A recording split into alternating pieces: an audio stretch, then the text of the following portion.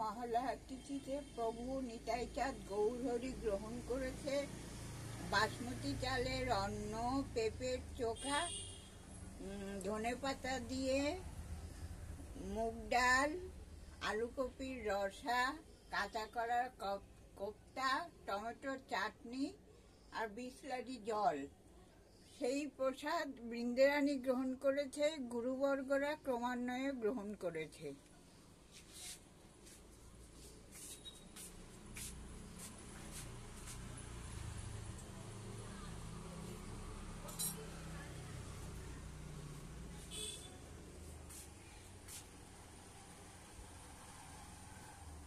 এই মেশিন চলছে না, বন্ধ করতে হবে তো।